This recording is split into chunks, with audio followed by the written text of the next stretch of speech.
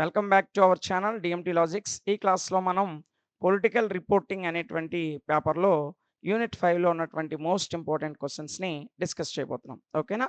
So first question ఏంటో ఒకసారి చూడండి అన్న. Explain modern political journalism. Modern political journalism అంటే ఏంటో వివరించమని అడిగాడు. చాలా ఈజీగా ఉంటుంది నాన్న. ఒకటికి రెండు సార్లు వినాల్సిన అవసరం కూడా లేదు. ఒక 10 నిమిషాలు మీ కాన్సన్ట్రేషన్ దీని మీద పే చేస్తే ఈజీగా ఈ క్వశ్చన్కి ఆన్సర్ ఇక్కడే నేర్చేసుకుంటారు. ఓకేనా? సో చూడండి అన్న. The purpose of journalism is to investigate and report events that affect people's lives and society in various ways. అసలు జర్నలిజం యొక్క పర్పస్ ఏంటి అంటే investigate and report events that affect people lives.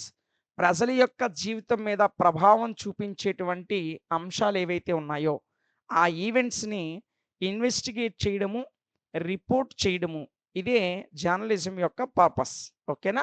అదేవిధంగా society in various వేస్, సొసైటీలో వివిధ రకాలైనటువంటి events జరుగుతూ ఉంటాయి. వాటిని కూడా ఇన్వెస్టిగేట్ చేయడం, రిపోర్ట్ చేయడం అనేది జర్నలిజం యొక్క purpose. Journalism covers various aspects of life. ఒక జీవితం యొక్క వేరియస్ ఆస్పెక్ట్స్, వివిధ రకాల ఆస్పెక్ట్స్ అన్నిటినీ కూడా జర్నలిజం అనేది కవర్ చేస్తుంది. దీస్ ఎఫెక్ట్ సొసైటీ, ఇది సొసైటీని కూడా ఎఫెక్ట్ చూపిస్తుంది అనమాట. The front line is to report the facts objectively. So the front line అనేది రిపోర్ట్ ద ఫ్యాక్ట్స్ ఆబ్జెక్టివ్లీ, వాస్తవాలని లక్ష్యాత్మకంగా రిపోర్ట్ చేయడమే ఈ జర్నలిజం యొక్క ఫ్రంట్ లైన్ అని చెప్పొచ్చు. So journalism has a long history with a practice dating back centuries. So జర్నలిజానికి చాలా లాంగ్ హిస్టరీ ఉంది. కొన్ని సెంచరీస్ అంటే కొన్ని శతాబ్దాలకు ముందు నుంచి కూడా జర్నలిజం ఉంది అని చెప్పొచ్చు. The invention of the printing press in 1440 and a degree of literacy among the masses by the 1600s were major catalyst for this profession. జర్నలిజంలో మొట్టమొదటిసారిగా ప్రింటింగ్ ప్రెస్ ఎప్పుడు కనుగొనబడింది అంటే 1440వ సంవత్సరంలో జాన్ గూటెన్బర్గ్ అనేటువంటి శాస్త్రవేత్త ఈ ప్రింటింగ్ ప్రెస్ని కనుగొన్నాడు. అప్పటి నుంచి ప్రింట్ అనేది స్టార్ట్ అయింది. అదేవిధంగా 1600వ సంవత్సరంలో ఈ ప్రొఫెషన్ ఏదైతే ఉందో, జర్నలిజం అనేటువంటి ప్రొఫెషన్ ఏదైతే ఉందో దాంట్లో మేజర్ క్యాటలిస్ట్ అంటే చాలా విప్లవాత్మకమైనటువంటి మార్పులు 1600వ సంవత్సరంలో వచ్చాయి. ఓకేనా? Newspapers are long standing delivery system. Newspapers అనేవి లాంగ్ స్టాండింగ్ డెలివరీ సిస్టమ్ని కలిగి ఉంటాయి. So journalism has changed over time. Journalism అనేది ఎప్పటికప్పుడు అనేక రకాల మార్పులు చేర్పులు జరుగుతూ ఉంటుంది జర్నలిజంలో. ఓకేనా? నెక్స్ట్ చూడండి అన్న. Change in political journalism. Political జర్నలిజంలో వచ్చినటువంటి చేంజ్ ఏంటి? So today people get their news not only from printed newspapers or radio or television broadcast, but also from their computers and smartphones through the internet news sites and social media. ప్రస్తుతం ప్రజలు ఏదైనా information కావాలంటే కేవలం printed రూపంలో ఉన్న news papers రూపంలో కానీ, లేదంటే రేడియో రూపంలోనో, టెలివిజన్ బ్రాడ్కాస్ట్ రూపంలో మాత్రమే సమాచారం ప్రజలకు అందడం లేదు. ఇంకా అనేక మార్గాల ద్వారా కూడా అందుతుంది. అవేంటంటే వారి యొక్క కంప్యూటర్స్ ద్వారా కానీ, స్మార్ట్ ఫోన్స్ ద్వారా కానీ, ఆ కంప్యూటర్ స్మార్ట్ ఫోన్స్లో ఉన్నటువంటి ఇంటర్నెట్ న్యూస్ ద్వారా, ఇంటర్నెట్ న్యూస్ సైట్ల ద్వారా, అదేవిధంగా సోషల్ మీడియా ద్వారా ఈరోజు విస్తృతంగా ప్రజలకి అనేక రకాల మార్గాల ద్వారా ఇన్ఫర్మేషన్, న్యూస్ అనేది అందుతూ ఉంది. ఓకేనా? So the dissemination of information is now virtually instantaneous and allowing political reporters to reach their audience even more. ఇన్నోటి ప్లాట్ఫామ్స్ ఉండబట్టి పొలిటికల్ రిపోర్టర్స్ అనేవాళ్ళు వారి యొక్క ఆడియన్స్ని చాలా ఎక్కువగా రీచ్ అవ్వడానికి ఈ ప్లాట్ఫామ్స్ అన్నీ కూడా ఉపయోగపడుతున్నాయి. This allows them to provide real time updates as the story unfolds. Story అన్ఫోల్డ్స్కి సంబంధించి అంటే యాజ్ ద స్టోరీ అన్ఫోల్డ్స్ అంటే ఏదైనా ఒక వాస్తవిక సమాచారం, ఏదైనా ఒక స్టోరీకి సంబంధించినటువంటి అన్ఫోల్డ్ ఇన్ఫర్మేషన్ని ప్రొవైడ్ చేయడానికి, అప్ టు డేట్ ఎప్పటికప్పుడు ఒక నూతన సమాచారాన్ని అందించడానికి ఈ ప్లాట్ఫామ్స్ అన్నీ కూడా అవకాశాన్ని కల్పిస్తున్నాయి. Technology has also opened up new avenues of sources and narratives. So సోర్సెస్కి సంబంధించి, నెరేటివ్స్కి సంబంధించి టెక్నాలజీ కూడా చాలా రకాలుగా ఉపయోగపడుతుంది ఈ న్యూస్ రిపోర్టర్స్కి. ఓకేనా? While gathering news about an incident or event, ఏదైనా ఒక ఇన్సిడెంట్ గురించి కానీ, ఒక ఈవెంట్ గురించి గానీ, మనం ఒక న్యూస్‌ని గ్యాదర్ చేస్తున్నప్పుడు, the reporter thinks about what facts include. Reporter ఏం ఆలోచిస్తాడంటే, ఇందులో ఏ ఏ ఫ్యాక్ట్స్ అనేవి ఇన్క్లూడ్ అయ్యి ఉన్నాయి. ఇందులో ఇన్క్లూడ్ అయినటువంటి వాస్తవాలు ఏంటి అనేది ఆలోచిస్తాడు రిపోర్టర్. అదే విధంగా వాట్ టు డిలీట్, ఈ దేన్ని డిలీట్ చేయాలి. And in what order to present them, దాన్ని ఏ ఆర్డర్‌లో ప్రెజెంట్ చేయాలి అనేటువంటి అంశాలని రిపోర్టర్ అనేవాడు ఆలోచిస్తూ ఉంటాడు. The news sent by the reporter will undergo changes in the hands of editors again at the desk. So, reporter నుండి న్యూస్ ఎడిటర్‌కెళ్ళిన తర్వాత కూడా అందులో మార్పులు, చేర్పులు ఉంటాయి. What we get is not raw news. మనము పొందుకున్నటువంటి న్యూస్ అనేది రా న్యూస్ కాదు. అంటే రిపోర్టర్‌కి ఏ న్యూస్ అయితే అందిందో, అది రీడర్ చదివేటప్పుడు గాని, టీవీలో చూసేటప్పుడు గాని వచ్చినటువంటి న్యూస్‌కి, రిపోర్టరు ఇన్ఫర్మేషన్ గ్యాదర్ చేసిన న్యూస్‌కి చాలా తేడా ఉంటది. రిపోర్టర్ గ్యాదర్ చేసినటువంటి న్యూస్ అనేది రా న్యూస్ అవుతది. ఆ రిపోర్టర్ కూడా తనకు సేకరించిన న్యూస్‌లో కొంత కట్ చేస్తాడు. మరలా అది ఎడిటింగ్‌కెళ్ళిన తర్వాత ఎడిటర్ కూడా కొంత సమాచారాన్ని కట్ చేస్తాడు. ఆ తర్వాత మన దగ్గరికి ఆ న్యూస్ వస్తది. కాబట్టి మనం చదివేటువంటి న్యూస్ అనేది రా న్యూస్ కాదు. అంటే రా మెటీరియల్ అనేది కాదు. ఓకేనా? Next, after the media transforms them into the desired form. ఒక రిపోర్టర్ తన దగ్గర ఉన్నటువంటి న్యూస్‌ని టెలికాస్ట్ చేసిన, పబ్లిష్ చేసిన ఆ ఇన్ఫర్మేషన్ అనేది వారి యొక్క డిజైర్డ్ ఫ్రమ్, వాళ్ళు ఏ విధంగా కోరుకుంటున్నారో ఆ రూపంలోకి వాళ్ళు ట్రాన్స్‌ఫర్ చేసుకుంటారు ఆ ఇన్ఫర్మేషన్‌ని. ఓకేనా? They are received. We have to accept the news that we read, see, hear, search on the internet as facts. మనం ఏదైతే ఇంటర్నెట్‌లో గాని, బయట గాని ఏదైతే చదువుతామో, ఏదైతే చూస్తామో, ఏదైతే వింటామో, ఇంటర్నెట్‌లో ఏదైతే సెర్చ్ చేస్తామో అది we have to accept the news. ఆ న్యూస్‌ని మనం యాక్సెప్ట్ చేయాల్సిందే. ఓకేనా? Besides bringing benefits to the media sector, technology has also had a negative impact on political journalism. So, media సెక్టార్‌లో అనేక రకాలైనటువంటి బెనిఫిట్స్ ఉన్నాయి టెక్నాలజీ ఉపయోగించడం వల్ల. దానితో పాటు కొన్ని రకాల నెగెటివ్ ఇంపాక్ట్ కూడా ఈ పొలిటికల్ జర్నలిజం మీద టెక్నాలజీ యొక్క నెగెటివ్ ఇంపాక్ట్ కూడా ఉంది. ఓకేనా? As most news is now broken down into small digital chunks, context and nuance can be lost. So, ఈ టెక్నాలజీలో చంక్స్ వల్ల, కాంటాక్ట్స్ వల్ల, అదేవిధంగా న్యూనెన్స్ వల్ల కొంత రకాలుగా ఈ న్యూస్ అనేది బ్రేక్ డౌన్ అవ్వడానికి అవకాశం ఉంది. ఓకేనా? నెక్స్ట్ చూడండి నాన్న. అడిషనల్లీ దీంతో పాటుగా niche news sites and tools have emerged, creating media echo chambers in which readers are only exposed to information that reinforce their preconceived notions and beliefs. ఇక్కడ preconceived notions గాని, బిలీఫ్స్‌కి గాని సంబంధించినటువంటి అంశాల్ని readers అనేవాళ్ళు కొన్ని రకాల creating media chambers ఉంటాయి. ఆ చాంబర్స్ ద్వారా కూడా న్యూస్ అనేది అందుబాటులో ఉంది. So, the industry has also seen the proliferation of citizen journalism. So, industry అనేది ప్రస్తుతం సిటిజన్ జర్నలిజానికి సంబంధించినటువంటి ప్రొలిఫరేషన్‌ని ఇండస్ట్రీ అనేది చూస్తుంది. So, almost anyone can now publish information. ఇప్పుడు ప్రతి ఒక్కరు కూడా ఇన్ఫర్మేషన్‌ని పబ్లిష్ చేసేటువంటి అవకాశం ప్రతి ఒక్కరికుంది. ఎందుకంటే మనకి సెల్ ఫోన్‌లో సోషల్ మీడియా ప్లాట్‌ఫార్మ్స్ చాలా ఉన్నాయి. కేవలం జర్నలిస్టులు మాత్రమే న్యూస్‌ని పబ్లిష్ చేయాలని లేదు. ఎవరికి నచ్చినటువంటి వాళ్ళు ఏదైనా వాళ్ళకి ఒక ఇన్సిడెంట్ కనిపించినా, వాళ్ళు చూసినా, విన్నా ఆ ఇన్సిడెంట్‌ని ఆహ్, రిటర్న్ పూర్వకంగా అంటే రాతపూర్వకంగా గాని, వీడియో ద్వారా గాని షూట్ చేసి ఆ సోషల్ మీడియా ప్లాట్‌ఫార్మ్స్‌లో పబ్లిష్ చేస్తున్నారు. కాబట్టి ప్రతి ఒక్కరు కూడా ఇప్పుడు న్యూస్‌ని పబ్లిష్ చేసేస్తున్నారు. సో, ఇన్క్లూడింగ్ జర్నలిస్ట్ సోర్సెస్, కేవలం జర్నలిస్ట్ సోర్సెస్ మాత్రమే కాదు. జర్నలిస్ట్ సోర్సెస్‌తో పాటు ప్రతి ఒక్కరు కూడా ఇన్ఫర్మేషన్ ఇప్పుడు ప్రస్తుతం కాలంలో పబ్లిష్ చేస్తున్నారనమాట. Some of that information is true. Some is just a mix of opinion. ఇందులో పబ్లిష్ చేసేటువంటి ఒపీనియన్‌లో కొంతేమో వాస్తవమైన సమాచారం ఉంటుంది ట్రూగా. ఇంకొంచెమేమో కొంత మిక్స్డ్ ఒపీనియన్. అంటే కొన్ని ఒపీనియన్స్ మిక్స్ అయ్యి ఉంటాయన్నమాట. Those who become political journalists have responsibility to identify what true and what is opinion and fight against falsehood. So, ఎవరైతే ఒక పొలిటికల్ జర్నలిస్ట్ అవ్వాలనుకుంటున్నారో, ఆ పొలిటికల్ జర్నలిస్ట్ అనేవాడు రెస్పాన్సిబిలిటీని తీసుకోవాలి. ఏ responsibility? To identify what is true. తన దగ్గరికొచ్చినటువంటి న్యూస్‌లో ఏది నిజము? వాట్ ఈజ్ ఒపీనియన్, ఏది అభిప్రాయము అనేటువంటి విషయాన్ని క్షుణ్ణంగా ఐడెంటిఫై చేసేటువంటి ఎబిలిటీ అనేది పొలిటికల్ జర్నలిస్ట్‌కి ఉండాలి. ఓకేనా? సో ఇది మోడర్న్ పొలిటికల్ జర్నలిజానికి సంబంధించినటువంటి పూర్తి వివరణ. ఓకేనా? Describe the essential elements of good interview preparation in journalism. జర్నలిజంలో ఇంటర్వ్యూ ప్రిపరేషన్‌కి సంబంధించి, ఒక మంచి ఇంటర్వ్యూ ప్రిపరేషన్‌కి సంబంధించి ఎసెన్షియల్ ఎలిమెంట్స్ ఏంటో వివరించమని అడిగాడు. చాలా చాలా ఇంపార్టెంట్ క్వెషన్. చాలా షార్ట్ అండ్ స్వీట్‌గా ఉంటుంది. ఒక 10 నిమిషాలు మీ కాన్సంట్రేషన్ ఇక్కడ పెడితే ఈజీగా క్వెషన్‌కి ఆన్సర్ చేయగలుగుతారు. ఓకేనా? చూడండి నాన్న. One of the hardest skills for a reporter to master is interviewing. ఒక రిపోర్టర్‌కి ఉండాల్సినటువంటి హార్డెస్ట్ స్కిల్స్ ఏంటంటే to master is interviewing. Interview చేయడంలో మాస్టర్ అయ్యి ఉండాలి రిపోర్టర్ అనేవాడు.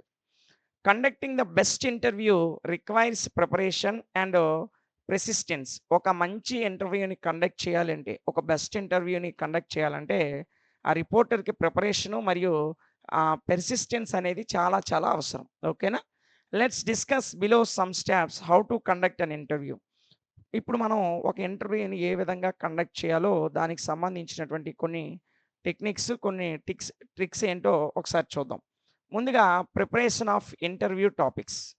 ఈ ఇంటర్వ్యూ టాపిక్స్‌ని ఏ విధంగా ప్రిపేర్ అవుతాం. ఫస్ట్ వన్ వచ్చేసి first step short single minded questions అడగాలి. అంటే చిన్న చిన్న క్వెషన్స్, షార్ట్ క్వెషన్స్ లేదా సింగిల్ మైండెడ్ ఒకే ఆలోచన, ఒకే ఆన్సర్‌ని ఎక్స్‌పెక్ట్ చేసేటువంటి క్వెషన్స్‌ని తయారు చేయాలన్నమాట.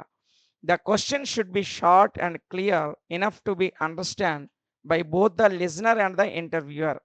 క్వెషన్ ఎలాగుండాలంటే చాలా షార్ట్‌గా ఉండాలి. చాలా క్లియర్‌గా ఉండాలి. అంతే కాకుండా enough to understand by both listener and interviewer. వినేవాడికి అర్థం అవ్వాలి. ఇంటర్వ్యూ ఎవడైతే చేస్తున్నాడో వాడికి కూడా అర్థవంతమయ్యే విధంగా క్వెషన్ చాలా షార్ట్‌గా, క్లియర్‌గా ఉండాలి. Next, a question must contain an idea so that the interviews is comfortable arranging his words in response to the question. ఇక్కడ మనం చూసుకున్నట్లయితే ఏ క్వెషన్ మస్ట్ కంటైన్, ఆ క్వెషన్ ఖచ్చితంగా దేన్ని కలిగి ఉండాలంటే ఎన్ ఐడియా, ఒక ఐడియాని కలిగి ఉండాలి. దేనికి సంబంధించి? So that the interview is a comfortable arranging. Interview అనేది కంఫర్టబుల్ అరేంజింగ్‌కి సంబంధించి, అంటే దేనికోసమైతే ఇంటర్వ్యూ చేస్తున్నారో దానికి సంబంధించినటువంటి ఒక ఐడియాని ఆ క్వెషన్ అనేది కలిగి ఉండాలి. అదే విధంగా his words in response to the question. ఆ ఆన్సర్ చెప్పేవాడు క్వెషన్‌కి రెస్పాండ్ అయ్యే విధంగా క్వెషన్ అనేది ఉండాలి. ఓకేనా? నెక్స్ట్ వన్ నాన్న second step logical progression from point to point. Point to point, ఒక పాయింట్ నుంచి ఇంకొక పాయింట్‌కి లాజికల్ ప్రోగ్రెషన్ అనేది ఉండాలి. అంటే ఏంటో ఒకసారి చూద్దాం. The flow of conversation between interview and interviewer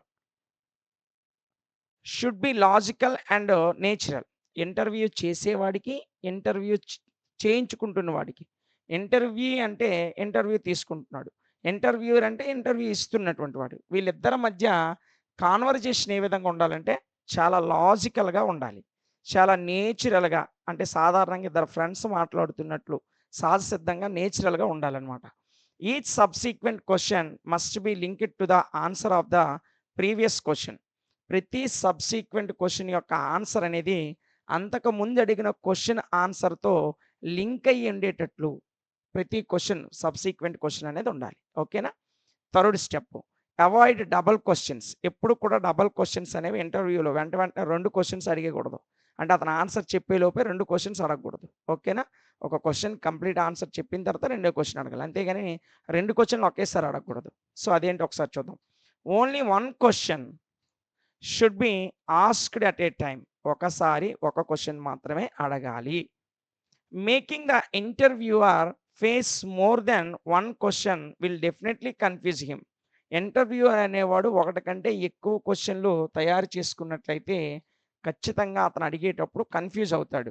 he cannot answer even one question correctly. ఒక్క క్వెషన్‌కి కూడా ఇంటర్వ్యూ చేస్తున్నవాడు 2 క్వెషన్‌లు ఒకేసారి అడిగినట్లయితే ఆ ఇంటర్వ్యూ తీసుకుంటున్న వ్యక్తి, ఇంటర్వ్యూ ఇస్తున్నటువంటి వ్యక్తి ఎవరైతే ఉన్నారో ఆయన ఖచ్చితంగా ఒక్క క్వెషన్‌కి కూడా కరెక్ట్‌గా ఆన్సర్ చెప్పలేడు. ఎందుకంటే కన్‌ఫ్యూజ్ అవుతాడు కాబట్టి. The listener also forgets the question that was asked in the first place. So, ఆ వింటున్నటువంటి లిజనర్ కూడా ఫస్ట్‌గా ఏ క్వెషన్ అడిగాడు అనేటువంటి విషయాన్ని మర్చిపోతాడనమాట. ఓకేనా? నెక్స్ట్ నాన్న. ఏదేమైనప్పటికీ this rule does not apply to reality type interview. అయితే ఈ డబుల్ క్వెషనింగ్ అనేది రియాలిటీ టైప్ ఇంటర్వ్యూకి అప్లై అవ్వదు. ఎందుకంటే రియాలిటీ టైప్ ఇంటర్వ్యూలో ఒకేసారి ఎన్ని క్వెషన్‌లైనా అడగొచ్చు. The reason is that the reporter's voice is actually removed from the final product during the interview. So interview జరుగుతున్నప్పుడు దాని యొక్క ఫైనల్ ప్రొడక్ట్ నుంచి రిపోర్టర్స్ యొక్క వాయిస్ అనేది యాక్చువల్‌గా రిమూవ్ చేయబడతది. So the interviews answer should be detailed without further interruptions. కేవలము ఆ ఇంటర్వ్యూ ఇస్తున్నటువంటి వ్యక్తి యొక్క ఆన్సర్స్ మాత్రమే డీటెయిల్డ్‌గా ఎలాంటి ఇంటరప్షన్స్ లేకుండా బయటికి పబ్లిష్ చేయబడతాయన్నమాట. ఎందులో? రియాలిటీ టైప్ ఆఫ్ ఇంటర్వ్యూలో. అందుకే అక్కడ డబుల్ క్వెషన్స్ అడిగినా పెద్ద ప్రాబ్లమ్ ఏమి ఉండదు. ఓకేనా? Next leading questions should be avoided. Leading questions అనేవి ఇంటర్వ్యూ టైమ్‌లో అవాయిడ్ చేయాల్సిన అవసరం అనేది ఉంది. సో అదేంటో ఒకసారి చూద్దాం. Leading questions are questions which lead the interview to a particular conclusion. ఇంటర్వ్యూని ఒక పర్టిక్యులర్ కన్క్లూజన్ వైపు తీసుకెళ్ళేటువంటి క్వెషన్స్‌ని లీడింగ్ క్వెషన్స్ అంటాం. It is clear from the questions that the reporter is trying to put the interviewer's words into his mouth. So ఈ leading questions అనేవి clear ఫామ్‌లో ఉంటాయి. ఎలా అంటే ఇంటర్వ్యూ ఇస్తున్నటువంటి వ్యక్తి యొక్క వర్డ్స్ అనేవి ఇంటూ హిస్ మౌత్, అతని నోటి నుంచి తీసుకురావడానికి. ఆ వర్డ్స్ అనేవి ఆ ఇంటర్వ్యూ ఎవరైతే ఇస్తున్నారో వాళ్ళ నోట్లో నుంచే సమాధానాన్ని రప్పించేటువంటి క్వెషన్స్‌ని లీడింగ్ క్వెషన్స్ అంటాం. Sometimes a reporter appears biased by asking leading questions. కొన్నిసార్లు ఇంటర్వ్యూ తీసుకుంటున్నటువంటి వ్యక్తి అంటే ఎవరైతే ఇంటర్వ్యూ చేస్తున్నారో ఆ వ్యక్తి ఇంటర్వ్యూ ఇస్తున్నటువంటి వ్యక్తి నుంచి లీడింగ్ క్వెషన్స్ కూడా అడగడానికి అవకాశం ఉంది. సో ఈ spoils his image in the minds of listeners. So అలాంటి లీడింగ్ క్వెషన్స్ అడగడం వల్ల ఇంటర్వ్యూ ఇస్తున్నటువంటి వ్యక్తి యొక్క ఇమేజ్ కొన్నిసార్లు ఆ లిజనర్స్ యొక్క మైండ్‌లో ఆ ఇమేజ్ అనేది పడిపోవడానికి అవకాశం ఉంటుంది. సో కాబట్టి ఇలాంటి క్వెషన్స్ వదిలేయాలి. క్వెషన్స్ విత్ స్టేట్మెంట్స్ నాన్న. ఇది next one. The reporter needs to provide some background information before asking the question. So ఒక క్వెషన్ అడగడానికి ముందు దానికి సంబంధించినటువంటి కొంత బ్యాక్‌గ్రౌండ్‌ని రిపోర్టర్ అనేవాడు ఇంటర్వ్యూ ఎవరైతే ఇస్తున్నారో అతనికి దానికి సంబంధించిన బ్యాక్‌గ్రౌండ్ ఇన్ఫర్మేషన్ చెప్తాడు. So question and statement must be different from each other. ఇక్కడ క్వెషన్‌కి, స్టేట్మెంట్‌కి డిఫరెన్స్ అనేది ఖచ్చితంగా ఉంటుంది. అందులో ఇలా బ్యాక్‌గ్రౌండ్ ఇన్ఫర్మేషన్ చెప్పి క్వెషన్ అడిగేటప్పుడు ఆ క్వెషన్‌కి, స్టేట్మెంట్‌కి మధ్య డిఫరెన్స్ అనేది ఒకదానికొకటి ఖచ్చితంగా డిఫరెన్స్ ఉంటుంది. ఓకేనా? నెక్స్ట్ వన్ అన్న. Knowledge of the interviewer. ఖచ్చితంగా ఇంటర్వ్యూ చేస్తున్నటువంటి వ్యక్తికి ఖచ్చితంగా నాలెడ్జ్ ఉండాలి. నాలెడ్జ్ లేనివాడైతే ఆ టాపిక్ మీద అవతల వ్యక్తిని క్వెషన్స్ అడగలేడు. ఓకేనా? The knowledge of the interviewer about the topic of interview must be up to date. ఏదైతే టాపిక్ మీద ఇంటర్వ్యూ తీసుకుంటున్నాడో దానికి అప్ టు డేట్ అంటే దానికి సంబంధించిన పూర్తి నాలెడ్జ్ అనేది ఇంటర్వ్యూ చేస్తున్నటువంటి వ్యక్తికి ఉండాలి. Next repeating the answers in the next question. Next క్వెషన్‌లో కూడా ఆన్సర్ రిపీట్ అయ్యే విధంగా చూసుకోవాలి. The interviewer should avoid repeating the answer of the interview in the next question. Next క్వెషన్‌లో ఆ ఆన్సర్ అనేది రిపీట్ అవ్వకుండా చూడండి. The interviewer should avoid the repeating answers.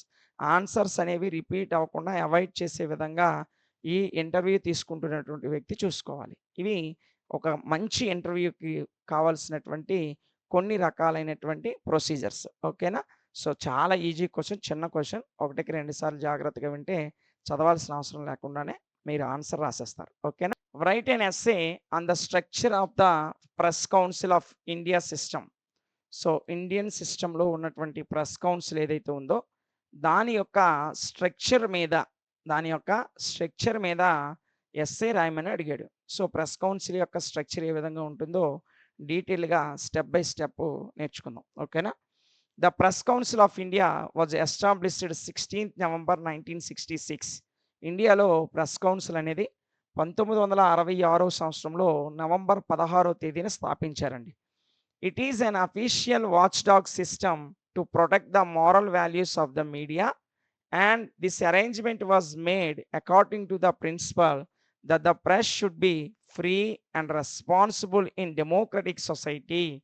అసలు ఎందుకు ఈ యొక్క ప్రెస్ కౌన్సిల్‌ని స్థాపించారంటే it is an official watchdog system. ఇండియాలో ఇదొక అఫీషియల్ వాచ్‌డాగ్ సిస్టమ్. ఎందుకు ఈ వాచ్‌డాగ్ సిస్టమ్ అంటే protect the moral values of the media.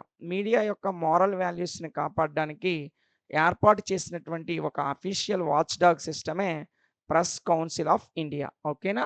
అదే విధంగా it is arrangement was made according to the ప్రిన్సిపల్స్‌ని దృష్టిలో పెట్టుకొని దీని యొక్క అరేంజ్‌మెంట్స్ అనేవి తయారు చేయబడ్డాయి. That the press should be free. ఆ అరేంజ్‌మెంట్స్ ఏంటంటే ప్రెస్ అనేది ఫ్రీగా పనిచేయడం, రెస్పాన్సిబుల్‌గా డెమోక్రటిక్ సొసైటీలో ఒక బాధ్యతాయుతంగా పనిచేయడం లాంటి అరేంజ్‌మెంట్స్ అనేవి ఈ సిస్టమ్‌లో ఇంక్లూడ్ అయ్యి ఉన్నాయి. ఓకేనా? Next formation of press council of India. ఈ ఇండియాలో ప్రెస్ కౌన్సిల్ ఆఫ్ ఇండియా యొక్క ఫార్మేషన్ ఏ విధంగా ఉంటుంది? The first press commission recommended to the government to form a committee to amicably resolve conflicts between the press sector and the state system. So, ఇండియాలో మొట్టమొదటిసారిగా first press commission ఏం చేసిందంటే recommended to the గవర్నమెంట్‌కి recommend చేసింది. ఏమని? To form a committee. ఒక కమిటీని form చేయండి. ఎందుకు? To amicably resolve conflicts. అర్జెంట్‌గా, అత్యవసరంగా కొన్ని సమస్యలు వేటేటి మధ్య? Between the press sector and the state system. State సిస్టమ్‌కి, ప్రెస్ సెక్టార్‌కి మధ్య ఉన్నటువంటి సమస్యలను పరిష్కరించడానికి ఒక కమిటీని నియమించండి అని చెప్పి ఫస్ట్ ప్రెస్ కమిషన్ అనేది గవర్నమెంటే రికమెండ్ చేసింది. ఓకేనా? The press council of India was formed on the recommendation of the first press commission. ఈ ఫస్ట్ ప్రెస్ కమిషన్ ఏదైతే భారతదేశంలో ఏర్పడిందో ఆ కమిషన్ యొక్క రికమెండేషన్స్ ద్వారా ఇండియాలో ప్రెస్ కౌన్సిల్ అనేది ఏర్పడింది. A law was made for this in 1965. ఈ ప్రెస్ కౌన్సిల్ అనేది ఏర్పడడం కొరకు అంతకంటే ముందు ఒక సంవత్సరం ముందు మొట్టమొదటిసారిగా 1965లో ఈ ప్రెస్‌కి సంబంధించినటువంటి ఒక చట్టాన్ని తయారు చేశారనమాట. The press council was abolished during the emergency. Indira Gandhi ప్రధానమంత్రిగా ఉండేటప్పుడు భారతదేశంలో ఎమర్జెన్సీని విధించారు. ఆ టైంలో ఈ ప్రెస్ కౌన్సిల్‌ని రద్దు చేశారనమాట. Next again the press council act was passed and the press council was revived in 1978. 1975లో రద్దు చేస్తే తరువాత మరలా ప్రెస్ కౌన్సిల్ చట్టాన్ని పార్లమెంట్‌లో పాస్ చేసి మరలా ప్రెస్ కౌన్సిల్ అనేది 1978 నుంచి రివైవ్ అయ్యింది. అంటే మరలా పునఃప్రారంభమైంది. The press council of India is a statutory and judicial body. ఈ ప్రెస్ కౌన్సిల్ ఆఫ్ ఇండియా అనేది ఒక స్టాచ్యురీ బాడీ మరియు ఒక జ్యుడిషియల్ బాడీ అని చెప్పొచ్చు. ఈ ప్రెస్ కౌన్సిల్ యొక్క మెయిన్ ఆబ్జెక్టివ్స్, ప్రధానమైనటువంటి లక్ష్యాలు ఏంటో ఒకసారి చూసినట్లయితే to protect the freedom of press. ఈ ప్రెస్ కౌన్సిల్ యొక్క ఫస్ట్ ఆబ్జెక్టివ్, మొట్టమొదటి లక్ష్యం ఏంటంటే ప్రెస్‌కు ఉన్నటువంటి ఫ్రీడమ్ ఏదైతే ఉందో ఆ ఫ్రీడమ్‌ని కాపాడడమే మొట్టమొదటి ఆబ్జెక్టివ్ అని చెప్పొచ్చు. సెకండ్ వన్ వచ్చేసి maintaining and improving the standards of news. News యొక్క స్టాండర్డ్స్‌ని మెయింటైన్ చేయడం, ఆ స్టాండర్డ్స్‌ని ఇంప్రూవ్ చేయడం అనేది ఇంకొక ఆబ్జెక్టివ్. ఓకేనా? నెక్స్ట్ న్యూస్ మ్యాగజైన్స్‌తో పాటు news organisations in the country. దేశవ్యాప్తంగా ఉన్నటువంటి న్యూస్ ఆర్గనైజేషన్స్ మరియు న్యూస్ మ్యాగజైన్స్ యొక్క ఇంప్రూవ్‌మెంట్ మరియు అదేవిధంగా స్టాండర్డ్స్ ఈ రెండిటిని మెయింటైన్ చేయడం అనేది సెకండ్ ఆబ్జెక్టివ్. థర్డ్ వన్ వచ్చేసి press sector plays a vital role in the సొసైటీలో ప్రెస్ సెక్టార్ అనేది ఒక ముఖ్యమైనటువంటి పాత్రను పోషిస్తుంది. నెక్స్ట్ వన్ వచ్చేసి journals act as watchdogs. ఈ ప్రెస్‌కి సంబంధించి జర్నల్స్ ఏవైతే ఉంటాయో ఈ జర్నల్స్ అనేవి వాచ్ డాగుల్లాగా పనిచేస్తాయి. Next journals should be responsible to the society. Journals అనేవి సొసైటీకి సంబంధించి రెస్పాన్సిబుల్‌గా ఉంటాయన్నమాట. నెక్స్ట్ వన్ వచ్చేసి the main responsibility of the press council is to protect and promote the freedom of the press. ఈ ప్రెస్ కౌన్సిల్ యొక్క మెయిన్ రెస్పాన్సిబిలిటీ ఏంటంటే ప్రెస్‌కు ఉన్నటువంటి ఫ్రీడమ్‌ని కాపాడడము మరియు ప్రమోట్ చేయడము. ఓకేనా? Next India's first prime minister Pandit Jawaharlal Nehru played a major role in designing the press council of India. ఈ ప్రెస్ కౌన్సిల్ ఆఫ్ ఇండియాని డిజైన్ చేయడంలో ప్రధానమైనటువంటి పాత్రను పోషించినటువంటి వ్యక్తి ఎవరు అంటే భారతదేశం యొక్క మొట్టమొదటి ప్రధానమంత్రి అయినటువంటి డాక్టర్ పండిట్ జవహర్లాల్ నెహ్రూ గారు. ఓకేనా? Next one Nehru felt that it was a mistake to interfere with the freedom of the press even if the government did not like the freedom of the press. So, Nehru తర్వాత ఏ విధంగా ఫీల్ అయ్యాడంటే దీనికి ప్రెస్‌కి freedom ఇవ్వడం, రాజకీయాల్లో interfere అవ్వడం అనేది ఒక మిస్టేక్‌గా feel అయ్యాడు. Even if the government did not like the freedom of the press. Even government కూడా ప్రెస్‌కి ఫ్రీడమ్ ఇవ్వడాన్ని గవర్నమెంట్ కూడా ఆ రోజుల్లో ఇష్టపడలేదు. ఓకేనా? నెక్స్ట్ చైర్మన్ మెంబర్స్ నాన్న. చైర్మన్ మరియు మెంబర్స్. సో, ఈ ప్రెస్ కౌన్సిల్ యొక్క చైర్మన్స్ ఎవరుంటారు? మెంబర్స్ ఎవరుంటారో ఒకసారి చూద్దాం. The chairman is the head of the press council. ఈ ప్రెస్ కౌన్సిల్‌కి చైర్మన్ ఎవరైతే ఉంటారో ఆయనే ప్రెస్ కౌన్సిల్ యొక్క హెడ్. ఓకేనా? Next those who occupy the position are usually former judges of the supreme court. ఈ పొజిషన్‌లో ఎవరుంటారంటే సుప్రీం కోర్ట్ యొక్క ఫార్మర్ జడ్జ్, మాజీ న్యాయమూర్తి ఎవరైతే ఉంటారో ఆయనే ప్రెస్ కౌన్సిల్ యొక్క చైర్మన్‌గా ఉంటారు. మరియు there will be 28 members in this council. ఈ ప్రెస్ కౌన్సిల్‌లో 28 మంది సభ్యులు ఉంటారు. 20 of them are related to the press sector. ఈ 28 మందిలో 20 మంది ప్రెస్‌కి సంబంధించినటువంటి వ్యక్తులు. These press writers are nominated by press organisations or news organisations. ఈ 20 మంది సభ్యులు కూడా ప్రెస్ ఆర్గనైజేషన్స్ నుంచి లేదా న్యూస్ ఆర్గనైజేషన్స్ నుంచి ప్రమోట్ చేయబడతారు. అంటే వాళ్ళు నామినేట్ చేస్తారనమాట వీళ్ళని. They include editors. ఇందులో ఎడిటర్స్ ఉంటారు, వర్కింగ్ జర్నలిస్టులు ఉంటారు, representatives of newspaper owners. Newspaper ఓనర్స్‌కి సంబంధించిన రిప్రజెంటేటివ్స్ కూడా ఉంటారు. అంటే ఇందులో జర్నల్స్ ఉంటారు, ఎడిటర్స్ ఉంటారు, న్యూస్ పేపర్ ఓనర్స్‌కి సంబంధించినటువంటి కొంతమంది వర్కర్స్ ఎవరైనా ఉంటే వాళ్ళని రిప్రజెంటేటివ్స్ అంటాం. ఆ రిప్రజెంటేటివ్స్ కూడా ఉంటారు ఈ 28 మంది సభ్యుల్లో. ఇక మిగతా 8 మంది సభ్యులు ఉన్నారు కదా! అందులో 5 members of parliament are also members of the press council. Parliament members ఎంపీలు ఒక 5గురు ఈ ప్రెస్ కౌన్సిల్‌లో సభ్యులుగా ఉంటారు. ఇంకా ఎంతమంది మిగిలారు? ముగ్గురు మిగిలారు. ఇందులో సాహిత్య academy, university funding council and bar council of India will nominate these 3 members from the cultural sector. Cultural sector నుంచి మిగిలిన ముగ్గురు సభ్యుల్ని నామినేట్ చేస్తారు. ఆ ముగ్గురు సభ్యులు ఏ ఏ సెక్టార్‌కి చెందిన వాళ్ళంటే సాహిత్య అకాడమీ అంటే ఇండియన్ పోయెట్రీకి సంబంధించినటువంటి అకాడమీ ఉంటుంది. ఆ సాహిత్య అకాడమీ నుంచి ఒక వ్యక్తి. అదేవిధంగా యూనివర్సిటీ ఫండింగ్ కౌన్సిల్ ఉంటుంది. ఆ ఫండింగ్ కౌన్సిల్ నుంచి ఒక వ్యక్తి. అదేవిధంగా బార్ కౌన్సిల్ అంటే లాయర్‌లకి సంబంధించినటువంటి బార్ కౌన్సిల్ ఉంటుంది. అందులో నుంచి ఒక వ్యక్తి. ఇలాగా ముగ్గురు వ్యక్తుల్ని ఈ ప్రెస్ కౌన్సిల్‌కి నామినేట్ చేస్తారు. టోటల్‌గా 28 మంది సభ్యులు ఈ యొక్క ప్రెస్ కౌన్సిల్‌లో ఉంటారు. ఓకేనా? The members of the press council will hold there position for 3 years. ఈ ప్రెస్ కౌన్సిల్ యొక్క సభ్యుల యొక్క పదవి కాలం ఎంతంటే 3 సంవత్సరాలు ఉంటుంది. ఓకేనా? Next power of impeachment. ఈ ఇంపాక్ట్‌మెంట్ యొక్క పవర్ ఏ విధంగా ఉంటుంది? Impeachment. The press council can admonish the press when it violates ethical standards and acts against public interest. ఎవరైనా సరే పబ్లిక్ ఇంట్రెస్ట్‌కి అగైనిస్ట్‌గా పబ్లిక్ ఎథికల్స్‌కి గాని, పబ్లిక్‌కి సంబంధించినటువంటి స్టాండర్డ్స్‌కి గాని ప్రెస్ పనిచేసినట్లయితే ఈ ప్రెస్ కౌన్సిల్ అనేది వారిని రెగ్యులేట్ చేస్తుంది. A magazine or news agency or an editor or a writer of a newspaper can be impeached under section 14 sub clause 1 of the press council of India act. ఎవరైనా సరే ఒక magazines గాని, ఒక news agency గాని, ఒక editor గాని, ఒక news paper యొక్క రైటర్ గాని ఎవరైనా సరే ఒకవేళ స్టాండర్డ్స్‌కి, ఎథిక్స్‌కి అగైనిస్ట్‌గా న్యూస్ అనేది స్ప్రెడ్ చేస్తే press council of India act ఏదైతే ఉందో ఆ చట్టంలోని సెక్షన్ 14 సబ్ క్లాస్ 1 ప్రకారము శిక్షకు అర్హులవుతారు. So, the press council can impeach journalist when they feel that a journalist work violates ethical conduct, acts against public taste or commits professional misconduct. So, professional misconduct గాని, లేదంటే public టేస్ట్‌కి అగైనిస్ట్‌గా గాని ఏ press journalist గాని, reporter గాని వార్తలను publish చేయకూడదు. However before the impeachment it gives an opportunity to those who are accused of doing something wrong or who think they have done something wrong. ఈ ఇంపీచ్‌మెంట్ రావడానికి ముందు, ఈ యాక్ట్‌కి ముందు చాలామంది కూడా వారికి నచ్చినట్లుగా రాయడానికి సంథింగ్ రాంగ్ ఏదైనా సరే కొంత వ్యతిరేకంగా రాయడానికి అవకాశం ఉండేది. అయితే any person who feels that has been aggrieved by the publication of a news article may file a complaint against the publication or news organisation within 2 months of the publication of the news or a article to the press council.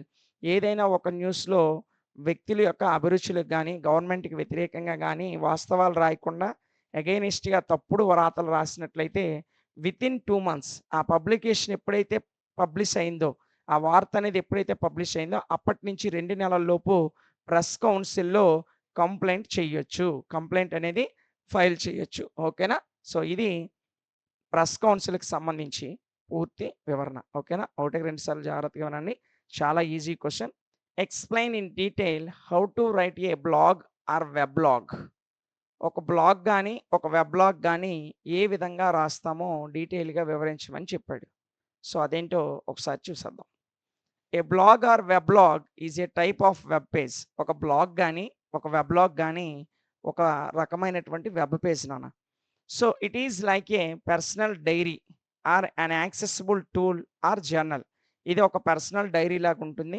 లేదా ఒక accessible tool లాగా ఉంటుంది. లేదంటే ఒక journal లాగైనా ఉంటుంది. ఓకేనా? It can be used by any individual or a team. దీన్ని వ్యక్తిగతంగా అయినా ఉపయోగించొచ్చు. లేదా ఒక టీమ్ అయినా ఈ బ్లాగ్‌ని గాని, వెబ్‌లాగ్‌ని గాని ఉపయోగిస్తారు. Blogging is a type of internet medium. Blogging అనేది ఇంటర్నెట్ మీడియంలో ఒక రకమని చెప్పొచ్చు. So, it conveys information, messages, opinions and feelings through the computers or and their networks.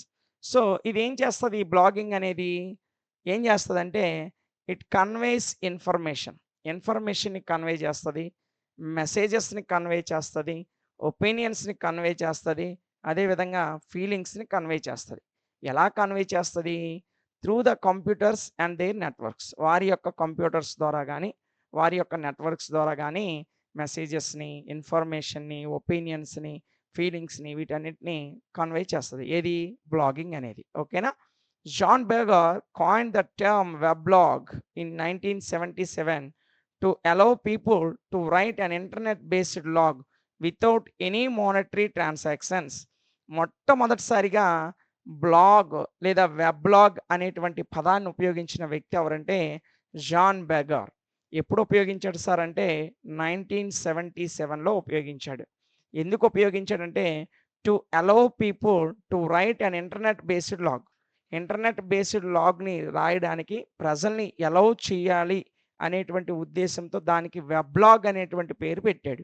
So, without any monetary transactions. ఈ వెబ్లాగ్‌లో ఏదైనటువంటి ఒక మ్యాటర్ రాయాలంటే ఏ విధమైనటువంటి మానిటరీ ట్రాన్సాక్షన్స్ లేకుండానే ప్రజలు ఫ్రీగా వెబ్లాగ్‌లో రాసుకునేటువంటి సదుపాయాన్ని కలిగించొచ్చు అనేటువంటి విషయాన్ని దృష్టిలో పెట్టుకొని 1977లో జాన్ బెగర్ అనేటువంటి వ్యక్తి ఈ వెబ్లాగ్ అనే పదాన్ని ఉపయోగించాడు.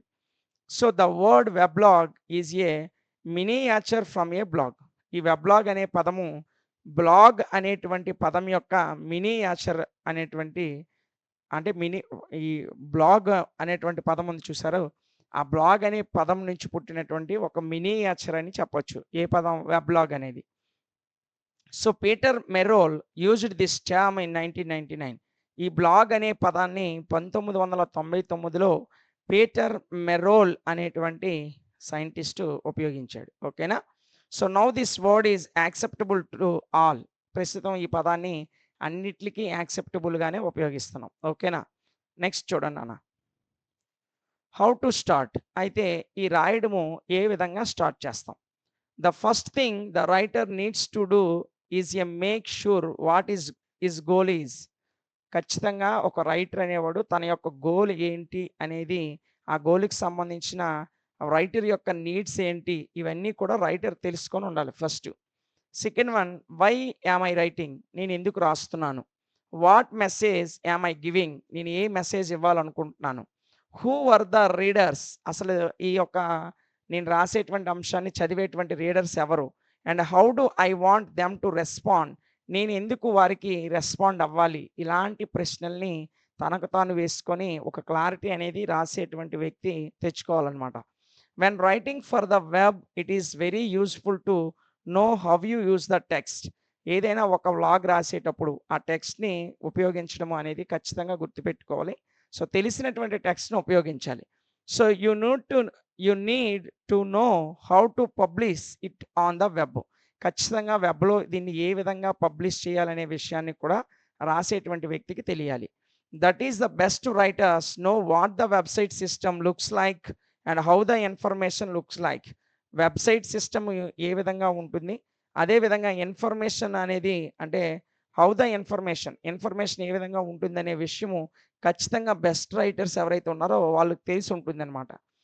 If the article is written for a news magazine, ఏదైనా ఒక న్యూస్ మ్యాగజైన్ కొరకు ఒక ఆర్టికల్ని రాసినట్లయితే, then the title, reference and then the complete details will be there.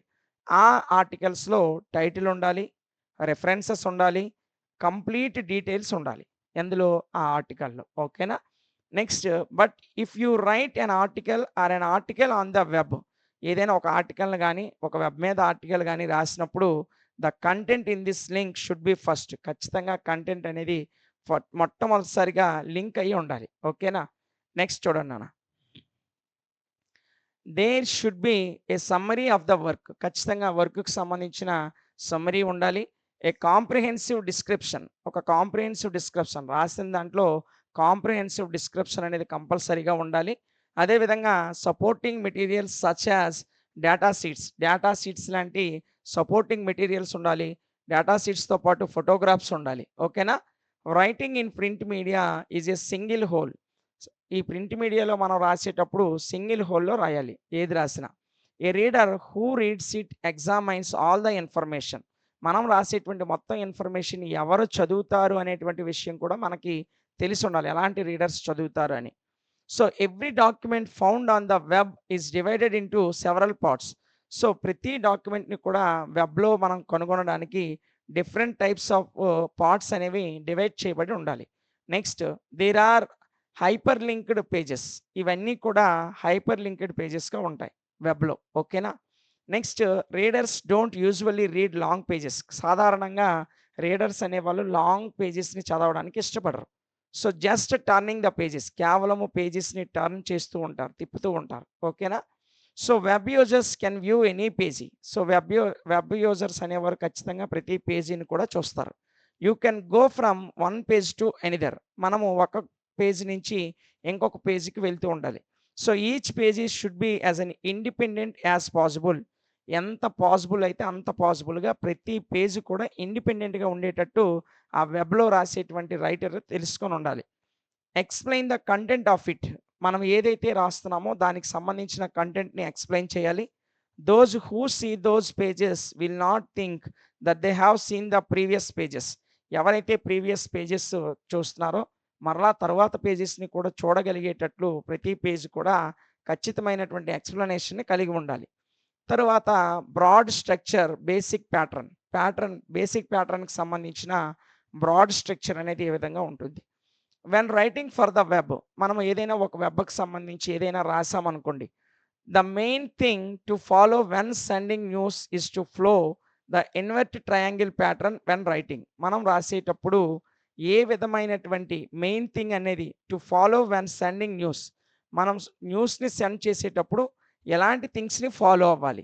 అదేవిధంగా the news is to flow inverted triangle pattern, మనం రాసేటప్పుడు news అనేది ఇన్వర్టెడ్ ట్రయాంగిల్ ప్యాటర్న్లో ఏ విధంగా మనం సెండ్ చేయాలి అనేటువంటి విషయాన్ని తెలుసుకోవాలి.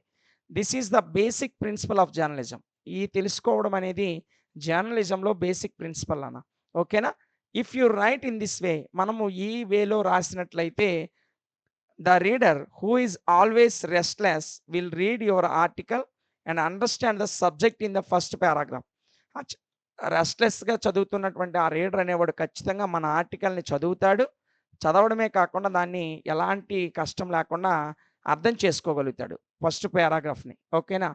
నెక్స్ట్ చూడండి అన్న, if interested read the rest of the article, ఒకవేళ ఇంట్రెస్ట్ అయినట్లయితే, ఒకవేళ ఇఫ్ ఇంట్రెస్టెడ్ అతనికి ఇంట్రెస్ట్ ఉన్నట్లయితే read the rest of the ఆర్టికల్కి సంబంధించిన రెస్ట్ ఏదైతే ఉందో దాన్ని చదవడానికి ఆసక్తి చూపిస్తాడు. ఓకేనా.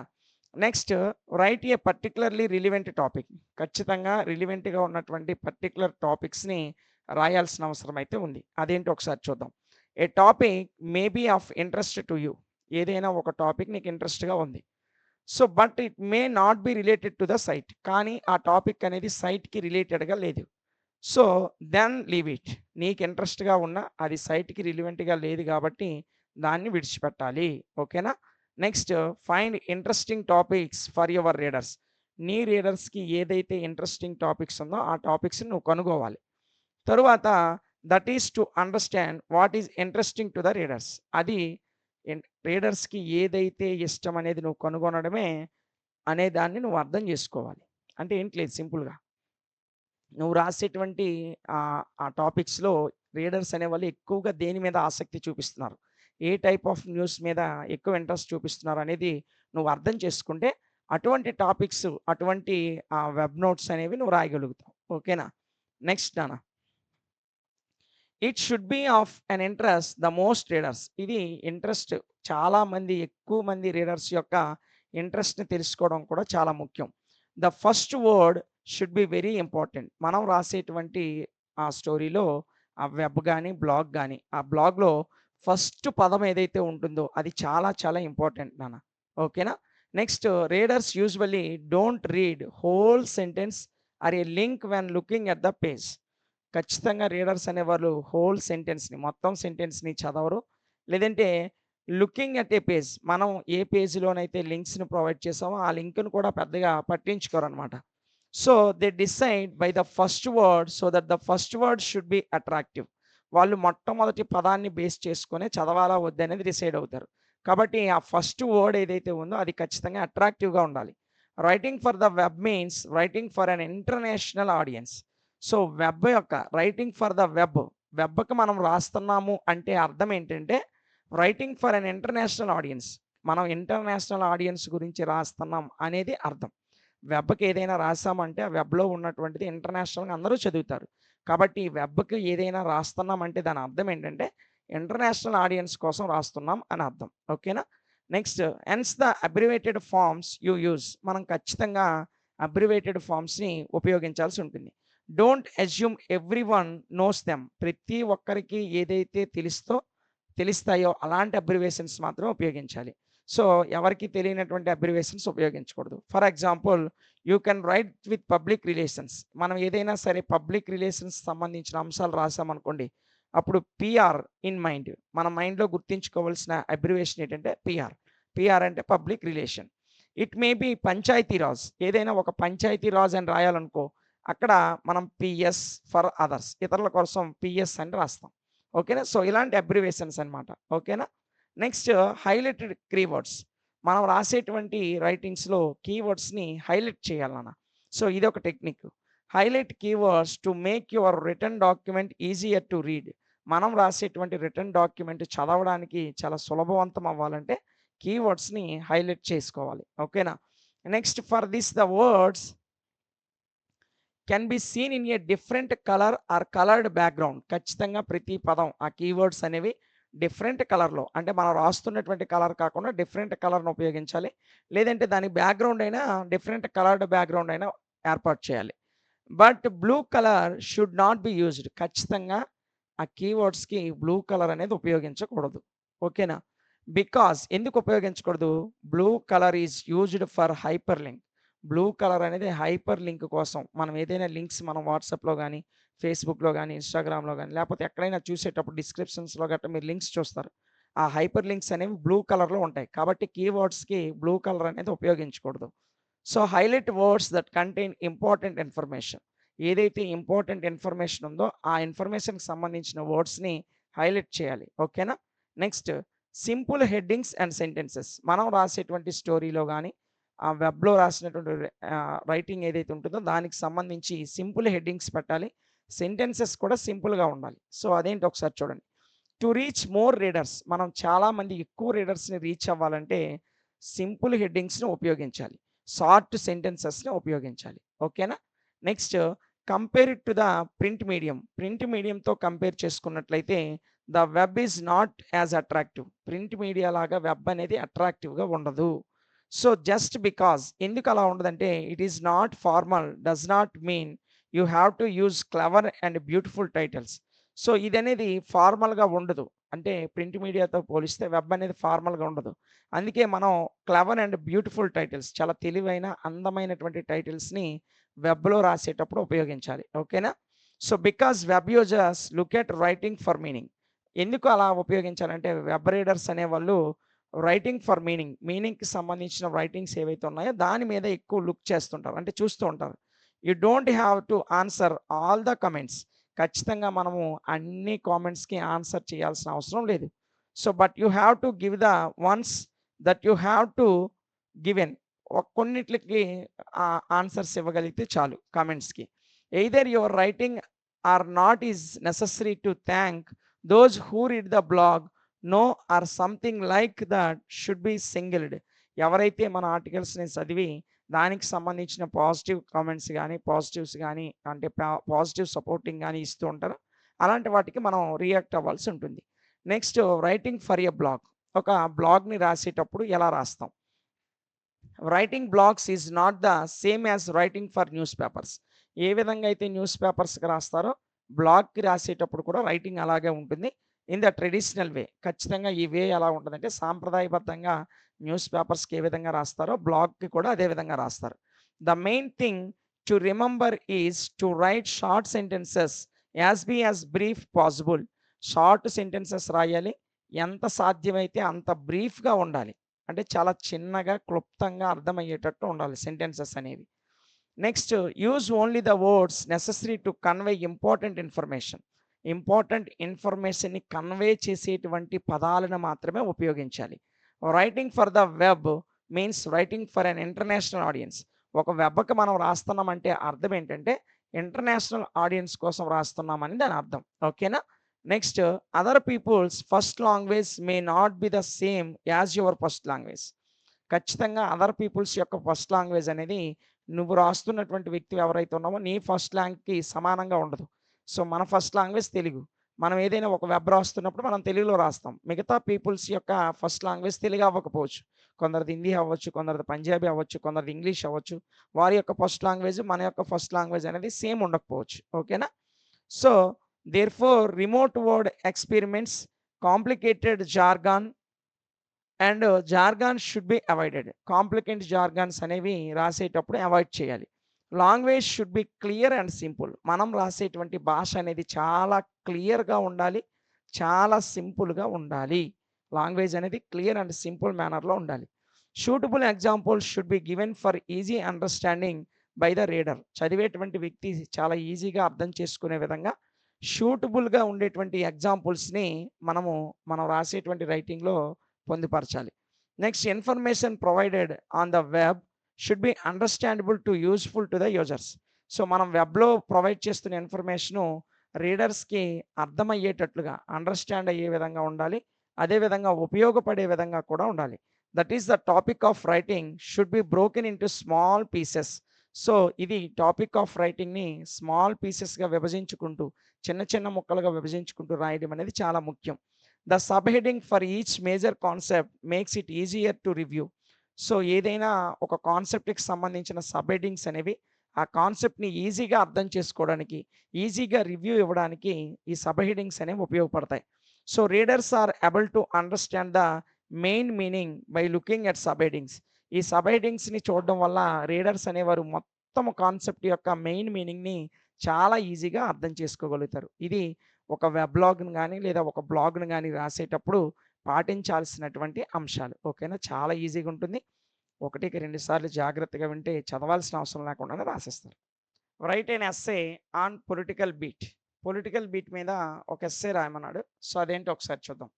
Political news is based on many events. Political news అనేది చాలా ఈవెంట్స్ మీద బేస్ అయ్యి ఉంటుంది నాన్న. So, political news is gathered by those who are capable of commenting. ఎవరైతే కమెంటింగ్‌కి సంబంధించి కేపబుల్‌గా ఉంటారో, వాళ్ళు మాత్రమే పొలిటికల్ న్యూస్ అనేది గ్యాదర్ చేయగలరు. ఓకేనా? So, politics has an influence on all the affairs of every country. So, ఒక దేశం అని కాదు, ఎవ్రీ కంట్రీ, ఏ దేశం యొక్క అఫైర్స్‌నైనా ఇన్‌ఫ్లూయెన్స్ చేసేటువంటివి ఏవి అంటే పాలిటిక్సే. ఓకేనా? So, for example the impact of politics on markets, economy, development, infrastructure, environment, wild life, religious harmony etcetera. So, politics యొక్క ఇంపాక్ట్ అనేది ఒక్క ఆస్పెక్ట్ మీద ఉండదు. అన్ని అంశాల మీద ఉంటది. మార్కెట్‌కి సంబంధించి గాని, ఎకానమీకి సంబంధించి గాని, డెవలప్మెంట్ మీద గాని, ఇన్ఫ్రాస్ట్రక్చర్ మీద గాని, ఎన్విరాన్మెంట్ మీద గాని, అన్నిట్లి మీద పాలిటిక్స్ ప్రభావం అనేది ఖచ్చితంగా ఉంటుంది. ఓకేనా? సో, బీట్ అంటే ఏంటో ఒకసారి చూద్దాం. A beat is a beat is an area in which a journalist is assigned to collect news. ఒక జర్నలిస్టు ఎక్కడైతే న్యూస్ కలెక్ట్ చేయడానికి అసైన్ చేయబడ్డాడో ఆ ఏరియానే బీట్ అని పిలుస్తాం. ఆ ఏరియానే బీట్ అని పిలుస్తాం. For example, A reporter is assigned the responsibility of collecting information about crime stories based on which the reporter rights news stories. So reporters ఏవైతే న్యూస్ స్టోరీస్ రాస్తాడో ఆ న్యూస్ స్టోరీస్ మీద బేస్ అయ్యి క్రైమ్‌కి సంబంధించినటువంటి ఏరియాస్‌లో ఇన్ఫర్మేషన్ కలెక్ట్ చేయడానికి ఒక రిపోర్టర్‌ని assign చేస్తారు. ఆ క్రైమ్ స్టోరీకి సంబంధించిన ఏరియా ఏదైతే ఉందో ఆ ఏరియాని ఒక బీట్ అని పిలుస్తాం. ఓకేనా? నెక్స్ట్ నాన్న. There are beats on politics. Politics అనేది ఒక బీటు, ఎడ్యుకేషన్ అనేది ఒక బీటు, ఎకానమీ అనేది ఒక బీటు, కల్చర్ అనేది ఒక బీటు, ఫ్యాషన్ అనేది ఒక బీటు, సివిక్ అఫైర్స్ అనేది ఒక బీటు. ఇలా ఒక్కొక్క టైప్ ఆఫ్ ఏరియాస్ ఉంటాయి. ఆ ఒక్కొక్క ఏరియాస్‌ని ఎక్కడి నుంచి అయితే ఇన్ఫర్మేషన్ గ్యాదర్ చేస్తున్నామో ఆ ఏరియాస్‌ని బీట్ అని పిలుస్తాం. ఓకేనా? Political beat. ఇందులో మనం పొలిటికల్ బీట్ గురించి మాట్లాడాలి. సో, మన క్వెషన్‌లో పొలిటికల్ బీట్ గురించి అడిగాడు కాబట్టి ఈ పొలిటికల్ బీట్ గురించి మనం మాట్లాడదాం. We use the word politics in a broad sense, keeping in mind the art of administration. So మనము పాలిటిక్స్ అనే పదాన్ని చాలా బ్రాడ్ సెన్స్లో ఉపయోగిస్తాం. ముఖ్యంగా అడ్మినిస్ట్రేషన్, పరిపాలన అనేటువంటి ఒక ఆర్ట్ని దృష్టిలో పెట్టుకొని మనం ఈ పాలిటిక్స్ అనే పదాన్ని ఎక్కువగా ఉపయోగిస్తాం. Just like the roots of tree spread deep in to the soil. So ఈ ఈ పాలిటిక్స్లో అడ్మినిస్ట్రేషన్ ఆర్ట్ అనేది ఎలా ఉంటుందంటే, ఒక సాయిల్‌లోకి, మట్టి లోపలికి రూట్స్ ఏ విధంగా అయితే పాతుకుపోతాయో, అడ్మినిస్ట్రేషన్ విభాగంలో పాలిటిక్స్ అనేవి అలా పాతుకుపోతాయి. Politics is present in the life of every society. So, politics అనేవి ఏ సొసైటీ యొక్క లైఫ్‌లోనైనా సరే ఖచ్చితంగా ప్రెజెంట్ అయ్యి ఉంటాయి. అంటే ప్రతి సమాజంలో పాలిటిక్స్ అనేది కామన్. బిగ్ ఆర్ స్మాల్, ఆ సొసైటీ బిగ్ సొసైటీ అవ్వచ్చు, స్మాల్ సొసైటీ అవ్వచ్చు. ఖచ్చితంగా అందులో పాలిటిక్స్ ఉంటాయి. From a town treasure to village postman. Town treasure నుంచి విలేజ్ పోస్ట్ మ్యాన్ వరకు పాలిటిక్స్ ఉంటాయి. Politics has a role in people's affair. People's అఫైర్స్‌లో పాలిటిక్స్ అనేవి ఒక పాత్రని కలిగి ఉంటాయి. ఖచ్చితంగా అవంటూ ఒక రోల్‌ని ప్లే చేస్తాయి. ఓకేనా? So, in a limited sense they are regional, state and national level. ఈ పాలిటిక్స్ అనేవి రీజనల్ లెవెల్‌లో ఉంటాయి. అంటే ప్రాంతీయ స్థాయిలో ఉంటాయి, స్టేట్ లెవెల్స్‌లో ఉంటాయి, నేషనల్ లెవెల్స్‌లో కూడా ఉంటాయి. ఓకేనా? Next, elections are extensive. ఇక్కడ ఎలక్షన్స్ అనేవి పాలిటిక్స్‌లో ఎలక్షన్స్ అనేవి చాలా ఎక్స్‌టెన్సివ్‌గా ఉంటాయి. They also have politics. ఎలక్షన్స్‌లో కూడా పాలిటిక్స్ అనేవి ఉంటాయి. So, small news paper pay less attention to politics. ఏవైతే స్మాల్ న్యూస్ పేపర్స్, చిన్న చిన్న పత్రికలు ఉన్నాయో అవి పాలిటిక్స్ మీద కొంచెం అటెన్షన్ మాత్రమే పే చేస్తాయి. ఇంకా మనం చూసుకున్నట్లయితే, that is why people who are not skilled in it are used to collect political news like election campaign. Election campaign లాంటి పొలిటికల్ న్యూస్ని కలెక్ట్ చేయడంలో కొంతమంది పీపుల్స్ అనేవారు స్కిల్ఫుల్గా ఉండరు.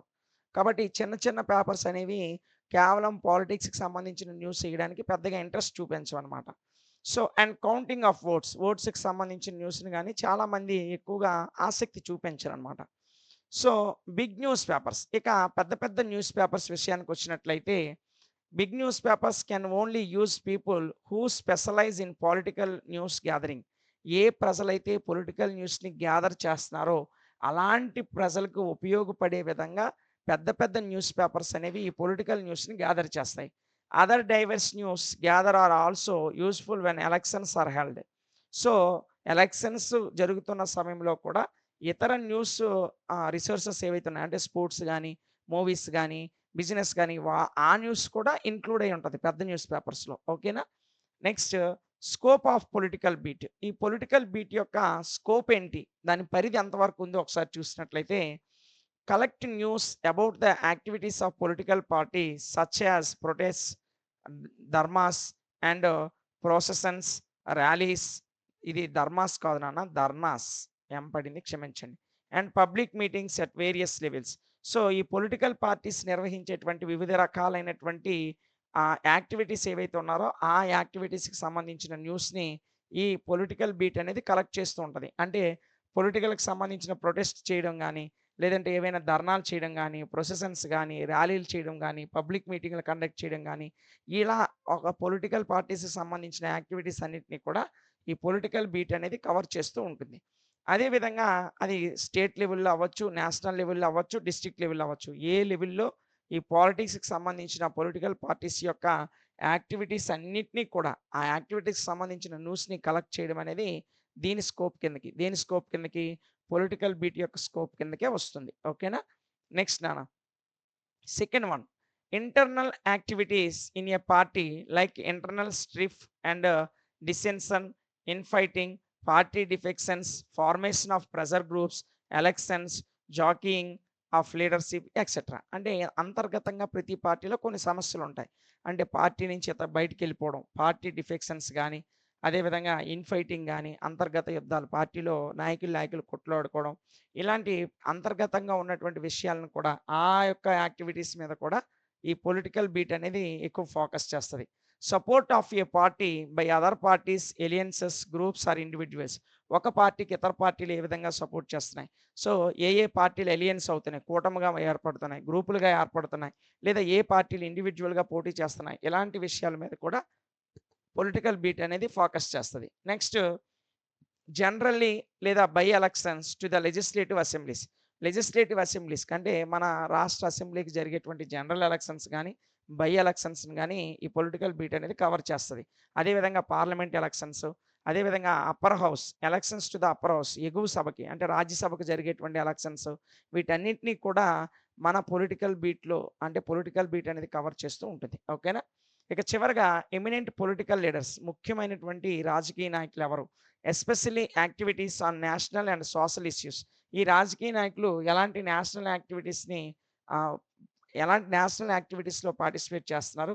ఏ విధమైనటువంటి సోషల్ ఇష్యూస్ అన్ని లేవనెత్తుతున్నారు? ఇలాంటి అంశాల మీద పొలిటికల్ బీట్ అనేది ఎక్కువ ఫోకస్ చేస్తది. సో, ఈ 5 అంశాలు కూడా పొలిటికల్ బీట్ యొక్క స్కోప్ కిందకి వస్తాయి నాన్న. ఓకేనా? సో, ఇది పొలిటికల్ బీట్‌కి సంబంధించినటువంటి సమాచారం. చాలా చిన్న క్వెషన్. మనకి మాక్సిమం 100% షార్ట్ ఆన్సర్ క్వెషన్‌కి అడగడానికి 100% అవకాశం ఉంది. కాబట్టి 1కి 2 సార్లు జాగ్రత్తగా వినండి. ఈ క్వెషన్‌కి ఇట్టే ఆన్సర్ రాసేస్తారు. Write an essay on the strategy of election campaigns in political reporting. Political రిపోర్టింగ్‌లో ఎలక్షన్ క్యాంపెయినింగ్స్‌ని ఏ విధంగా నిర్వహిస్తారు? ఆ స్ట్రాటజీ మీద ఒక ఎస్సే రాయమన్నాడు. ఖచ్చితంగా ఈ క్వెషన్ చాలా చాలా ఇంపార్టెంట్ ఈ 5థ్ యూనిట్ నుండి. ఓకేనా? సో, మరి ఎలక్షన్ క్యాంపెయిన్స్‌లో పొలిటికల్ రిపోర్టింగ్ యొక్క స్ట్రాటజీస్ ఏంటో స్టెప్ బై స్టెప్ నేర్చుకుందాం. Central part of democracy is elections. డెమోక్రసీలో కేంద్ర బిందువు అంటే సెంట్రల్ పార్ట్ అని దేన్ని చెప్తామంటే ఎలక్షన్స్‌ని చెప్తాం. ఓకేనా? People choose their leader through the weapon of voting. ఖచ్చితంగా ప్రజలకి ఓట్ అనేటువంటి ఆయుధం ఇవ్వబడింది. ఆ ఆయుధం ద్వారా ప్రజలు తమ యొక్క లీడర్‌ని ఎంచుకుంటారు. ఓకేనా? The hopes and aspirations of the people are expressed by voting and electing the representative. ప్రజల యొక్క హోప్స్ అంటే నమ్మకాలు, వాళ్ళ యొక్క వారి యొక్క యాస్పిరేషన్స్ గానీ, హోప్స్ గానీ వాళ్ళు ఎలా ఎక్స్‌ప్రెస్ చేస్తారంటే, ఓటు వేసి తమ యొక్క రిప్రజెంటేటివ్స్‌ని ఎలక్ట్ చేసుకోవడం, ఎన్నుకోవడంలోనే తమ యొక్క హోప్స్‌ని వాళ్ళు ఎక్స్‌ప్రెస్ చేస్తారు. ఓకేనా? According to the theory of democracy. Democracy అనేటువంటి సిద్ధాంతం ప్రకారం elections are the source of peoples power. Peoples power ప్రజల యొక్క అధికారానికి సంబంధించినటువంటి సోర్స్‌ని తెలియజేసేవి ఎలక్షన్స్. అంటే ప్రజలకి తమ యొక్క ప్రతినిధుల్ని ఎన్నుకునేటువంటి పవర్ అనేది ప్రజల దగ్గర ఉంది. 5 సంవత్సరాలు తమకు ఎలాంటి వ్యక్తి కావాలో అనేటువంటి ఎంచుకునే అధికారము ఈ ఎలక్షన్స్ ద్వారా ప్రజలకు కల్పించబడింది. ఓకేనా? Next, political media strategy. ఈ పొలిటికల్ మీడియా యొక్క స్ట్రాటజీ ఇది సైడ్ హెడ్డింగ్ ఇందులో పడింది, క్షమించండి. ఈ పొలిటికల్ మీడియా యొక్క స్ట్రాటజీ ఏ విధంగా ఉంటుంది? ఒకసారి చూసినట్లయితే, it is very important to evaluate how the political system works in the public domain and also observe the election by media. So, political స్ట్రాటజీలో చాలా చాలా ఇంపార్టెంట్ అంశం ఏంటంటే, పొలిటికల్ సిస్టమ్ అనేది ఏ విధంగా పనిచేస్తుంది? అదేవిధంగా పబ్లిక్ డొమైన్ ప్రకారం పొలిటికల్ ఎలా పనిచేస్తుంది పొలిటికల్ సిస్టమ్ అనేది. And also to observe the election by the media. Media ద్వారా ఎలక్షన్స్ అనేవి ఏ విధంగా జరుగుతున్నాయి అనేది కూడా పొలిటికల్ స్ట్రాటజీలో చాలా ముఖ్యమైన అంశం. So, news media will follow there normal policies. News medias అనేవి వాటికి సాధారణంగా ఉండేటువంటి నార్మల్ పాలసీస్‌ని ఫాలో అవుతాయి. మరియు ట్రెండ్స్‌ని కూడా ఫాలో అవుతాయి. In reporting on campaigns. క్యాంపెయిన్స్‌ని రిపోర్టింగ్ చేయడంలో కొన్ని ట్రెండ్స్ ఉంటాయి. ఆ ట్రెండ్స్‌ని కూడా ఈ మీడియాస్ ఫాలో అవుతాయి. ఇన్ అదర్ వర్డ్స్ ఇతర మాటల్లో చెప్పాలంటే journalist should identify the information that needs to be analyzed and reported without mirroring everything that politicians say and do. Politicians ఏం చెప్తున్నారు, ఏం చేస్తున్నారు అనేది ప్రతీదీ కూడా ఎనలైజ్ చేసి ప్రజలకి చూపించడంలో ఈ పొలిటికల్ రిపోర్టింగ్స్ లేదా జర్నలిస్టులు అనేవాళ్ళు ఒక మిర్రర్ లాగా, ఒక అద్దం లాగా చూపిస్తారు. పొలిటికల్ నాయకులు, పాలిటీషియన్స్ ఏం చెప్తున్నారు, ఏం చేస్తున్నారు, what say and what do, ఏం చెప్తున్నారు, ఏం చేస్తున్నారు అనే దాన్ని ప్రజలకి కళ్ళకు కట్టినట్లు చూపించేది ఈ మీడియా. ఓకేనా? Limitations of time in TV or radio and space in magazine should be considered. TV యొక్క లిమిటేషన్స్ టైం గానీ, రేడియో యొక్క లిమిటేషన్ టైం గానీ, అదేవిధంగా మ్యాగజైన్స్ యొక్క స్పేస్ గానీ, as speeches and rallies are not allowed to be described in full. Speeches, rallies అన్నీ కూడా ఫుల్‌గా మీడియాలో, టీవీల్లో, రేడియోల్లో, పేపర్‌లో పూర్తిగా అంతా కూడా పూర్తిగా వివరించలేం. So, some parts must be mentioned properly. కానీ అందులో కొన్ని పార్ట్స్ అనేవి ఖచ్చితంగా ప్రజలకు అవసరమైనటువంటి విషయాలు ప్రాపర్‌గా మెన్షన్ చేస్తారు. ఆ టీవీ టెలికాస్ట్‌లో గానీ, లేదా న్యూస్ పేపర్ పబ్లిషింగ్‌లో గానీ. There is no doubt that the media influence the beliefs and behaviour of voters. So, voters యొక్క నమ్మకాలని, ఓటర్స్ యొక్క బిహేవియర్‌ని ఇన్‌ఫ్లూయెన్స్ చేయడంలో మీడియా అనేది చాలా కీ రోల్ ప్లే చేస్తుందనడంలో ఎలాంటి డౌట్ లేదు. ఖచ్చితంగా మీడియా అనేది ఓటర్స్‌ని ప్రభావితం చేస్తుంది ఎలక్షన్ టైమ్‌లో. So, it is not entirely fair to blame the news organization for solving the problems. ప్రాబ్లమ్స్‌ని సాల్వ్ చేయడంలో న్యూస్ ఆర్గనైజేషన్స్ అనేవి అన్ని వేళలా నాట్ ఫెయిర్. అంటే అన్ని వేళలా కూడా న్యూస్ ఛానెల్స్ అనేవి ఫెయిర్‌గా పనిచేయవు. So, office workers are often very keen to show off their personalities. So, office workers అనేవాళ్ళు వారి యొక్క పర్సనాలిటీని చాలా కీన్‌గా ప్రెజెంట్ చేయడానికి చూస్తారు. అదేవిధంగా వారి యొక్క పర్సనాలిటీస్, ఇమేజెస్ కూడా చాలా అంటే ఒక ట్రాన్స్‌పరెన్సీతో ప్రెజెంట్ చేసే విధంగా పనిచేస్తారు. Besides members of the press, press యొక్క మెంబర్స్‌తో పాటు many candidates do not believe that voters are knowledgeable or interested enough to care about specific policy questions. ఖచ్చితంగా ఓటర్స్ అనేవాళ్ళు స్పెసిఫిక్ పాలిసీ క్వెషన్‌కి సంబంధించిన నాలెడ్జబుల్‌గా ఉంటారని గానీ, ఇంట్రెస్టెడ్‌గా ఉంటారు. తగినంత ఇంట్రెస్ట్ పీపుల్స్ దగ్గర ఉంటదని ఏ క్యాండిడేట్స్‌కి గానీ, ప్రెస్ మెంబర్స్‌కి గానీ ఆ రకమైనటువంటి థాట్స్ అనేవి ఉండవు. So, they look to reduce the cost in the form of ads. So, ఖచ్చితంగా వీళ్ళు ఫార్మ్ ఆఫ్ యాడ్స్, కొన్ని యాడ్స్ రూపంలో దాన్ని వారి యొక్క లుక్‌ని రిడ్యూస్ చేయడానికి ప్రయత్నిస్తారు. And addressing the complexities of the economy directly to the electorate.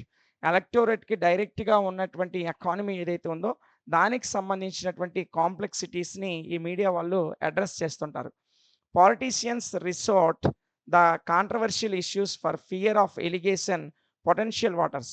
So, potential voters యొక్క ఎలియనేషన్‌కి సంబంధించి కొన్ని కాంట్రోవర్షియల్ ఇష్యూస్ పాలిటీషియన్స్ అనేవాళ్ళు రిసార్ట్ చేస్తుంటారు. సో, అలాంటివి కొంతమంది ఏం చెప్పారంటే రిచర్డ్ జాస్లిన్ అనేటువంటి ఒక పొలిటికల్ సైంటిస్ట్. ఈయన student of the media, media student అనమాట.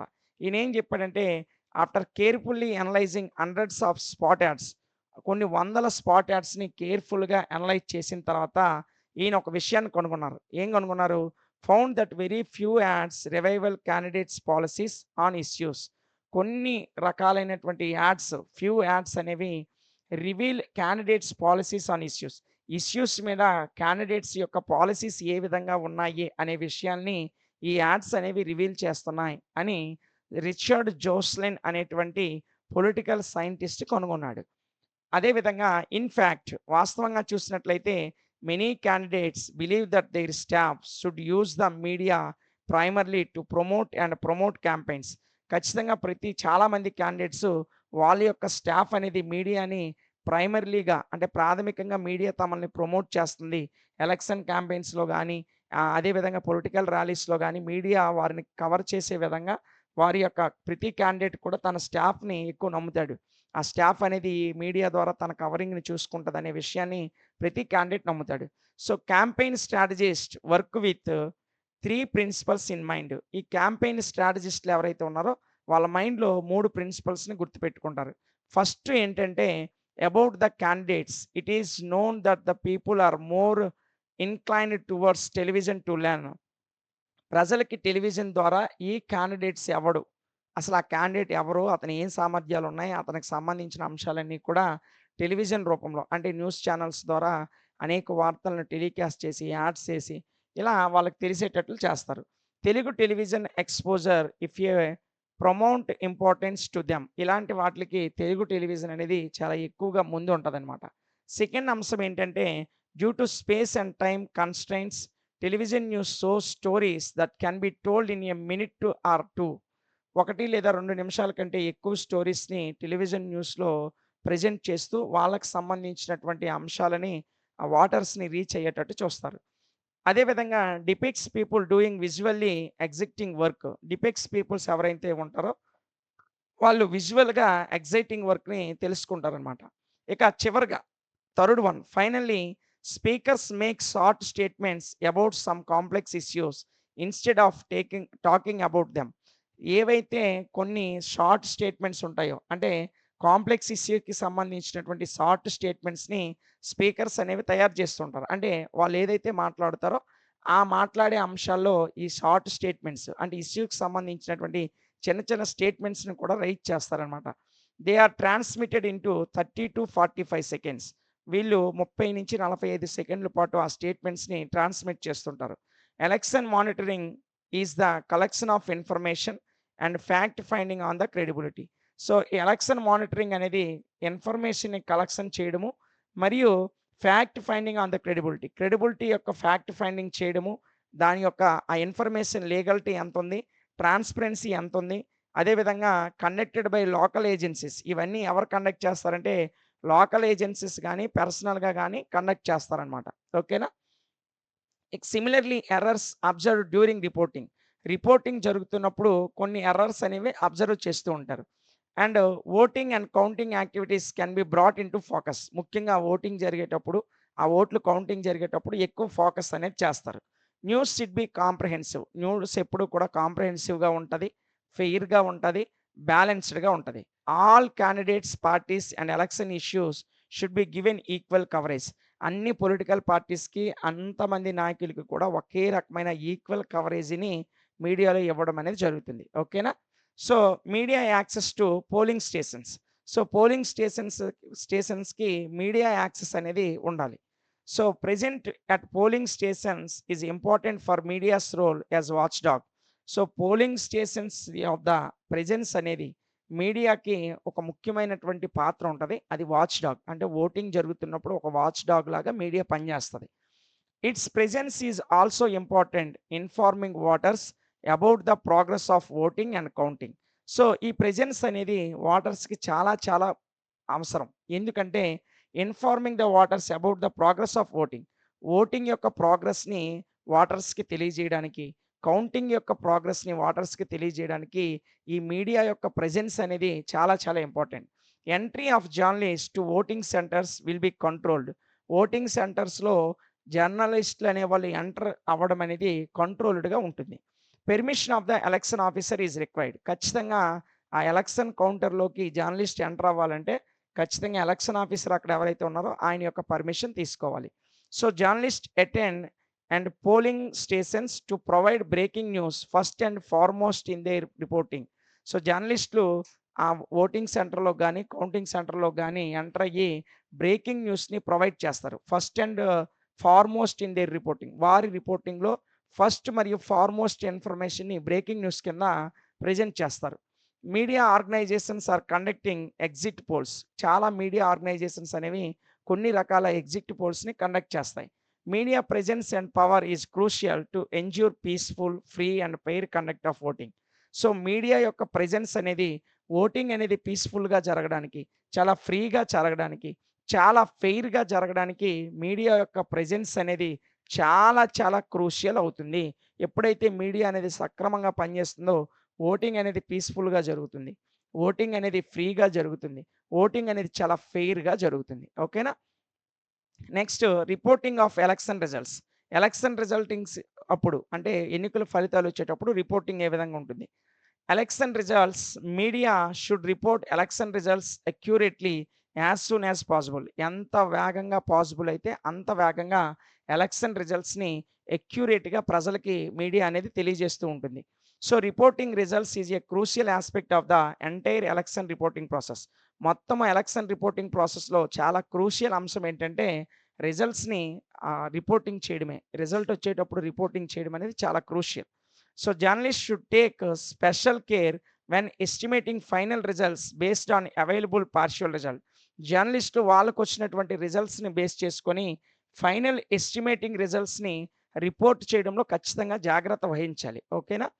ఇక తరువాత ఎలక్షన్ రిపోర్టింగ్ యొక్క ఎథిక్స్ ఏవింటి? సో, ప్రతి ఎలక్షన్ రిపోర్టింగ్‌లో కొన్ని ఎథిక్స్ ఉంటాయండి. ఆ ఎథిక్స్ ఏంటో ఒకసారి చూద్దాం.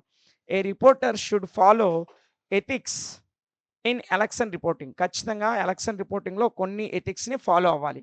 Ethical dilemmas arise in political reporting. Political రిపోర్టింగ్‌లో ఎథికల్ డైలమాస్ అనేవి ఎక్కువ వస్తూ ఉంటాయన్నమాట.